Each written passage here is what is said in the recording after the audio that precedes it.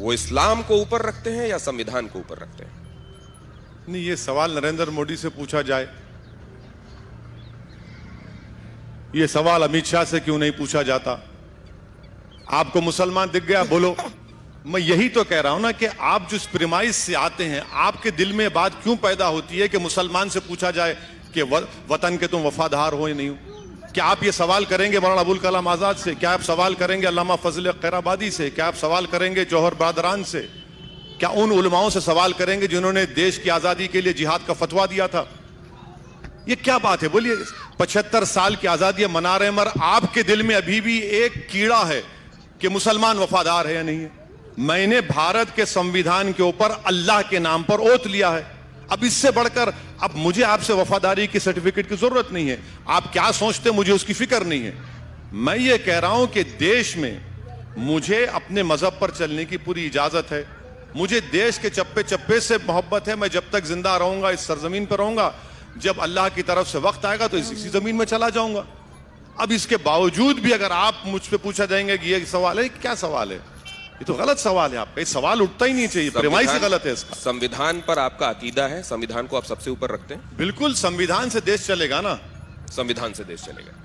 तो संविधान में आर्टिकल 44 के संदर्भ में आपका क्या ख्याल है? संविधान में शराबबंदी पर आपका क्या पोजीशन है? आप लोग 6:30 बजे के बाद पीते हैं, टून हो जाते हैं, इसलिए आप डायरेक्टर प्रिंसिपल की बात नहीं करते। बताइए क्यों नहीं करते आप? संविधान में इस बात का जिक्र है कि भारत के जो नेचुरल रिसोर्सेस हैं इक्विटेबल डिस्ट्रीब्यूट होना चाहिए। आज देश की 55% वेल्थ 5% लोगों के पास है, वो डायरेक्टर प्रिंसिपल भूल गए आप। अनएम्प्लॉयमेंट का जिक्र देश ने किया था। 1947 के बाद हमने कहा था कि वी विल इरेडिकेट पॉवर्टी।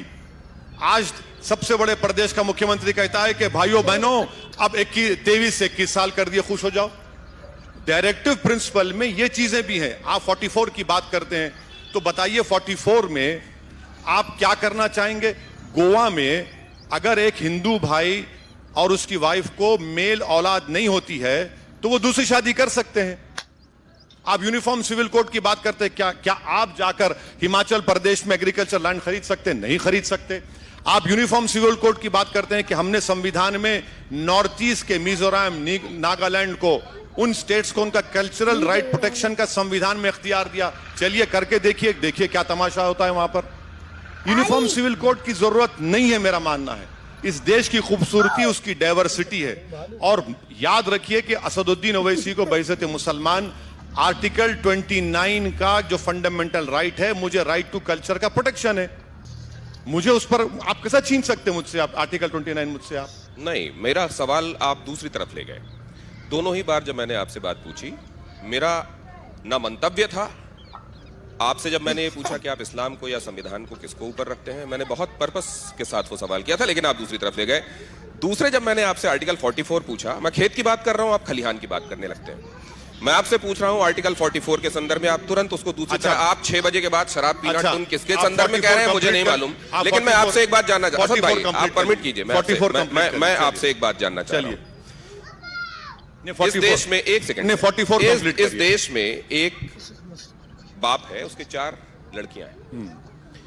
एक की शादी ईसाई से होती है, एक की शादी मुस्लिम से होती है, एक की शादी पारसी से होती है, एक की शादी हिंदू से होती है जी। वो अपनी 4 बेटियों के लिए बराबर अधिकार चाहता है। वो बाप, उस बाप की क्या गलती है सर, बताइए। अरे कौन रोक रहा है आपको? दीजिए ना। यही तो है 44 सर। अरे सर यही तो है यूनिफॉर्म सिविल कोड सर। एक मिनट सुनिए। उत्तर प्रदेश में एग्रीकल्चर लैंड में क्या हमारी हिंदू बेटियों को हिस्सा मिल रहा है? क्या उत्तर प्रदेश में मुस्लिम पर्सनल लॉ बोर्ड ने रेजोल्यूशन पास करके दे दिया कि एग्रीकल्चर लैंड में हिस्सा मिलना चाहिए? दीजिए ना। और ये कौन रोक रहा है आपको? करिए ना आप। अच्छा एक बात बताइए, राइट टू विल आप निकाल देंगे क्या? करिए, निकालिए, राइट टू विल निकालिए। क्या कानून की बात कर रहे हैं आप? विल से सब कर दे सकते, निकालिए, राइट टू विल निकालिए। आप राइट टू विल नहीं निकालेंगे। आपको लगता है कि ये मुसलमान, अरे छोड़िए ना। आप देश को देखिए पूरा। आपको लगता है नहीं 4 बेटियां हैं, अरे भाई 4 बेटियां हैं, उसको क्या करना है? जैसे आपने कहा कि एक से दूसरी शादी, ठीक है, स्पेशल मैरिज एक्ट में करिए आप शादी, कौन रोक रहा है आपको? मगर मेरा जो कल्चर का प्रोटेक्शन आर्टिकल 29 में है, आप मुझसे क्यों छीनना चाहते हो उसको मुझे समझ में नहीं आ रहा।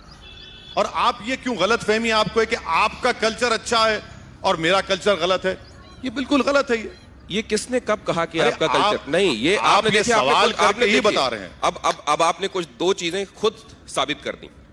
आपने कहा कि असदुद्दीन ओवैसी कभी मुसलमानों का लीडर नहीं बनेगा, लेकिन आपने अभी मुसलमान है आपने खुद ये बता दिया कि एक्चुअली आप किसकी नुमाइंदगी कर रहे बिल्कुल हैं। नहीं। अगर मैं बोलूंगा मुसलमानों के बारे में तो क्या मुसलमान क्या मार्स से आए क्या? नहीं। भारत की सरजमीन के है ना, मैं वही कह रहा तो हूं। बोलना चाहिए तो भारत के सबकी बात नागरिक आपको हैं। नहीं, मेरा कल्चर और आपका कल्चर है तो हमारा कल्चर है सर। आप मेरा कल्चर हमारा कल्चर क्या कर रहे मैं हैं? आपसे देखिए, वही तो संविधान को समझ नहीं रहे ना आप। अगर आप आर्टिकल 29 पढ़ लीजिए खोल के, जरा पढ़ लीजिए खोल के आर्टिकल 29।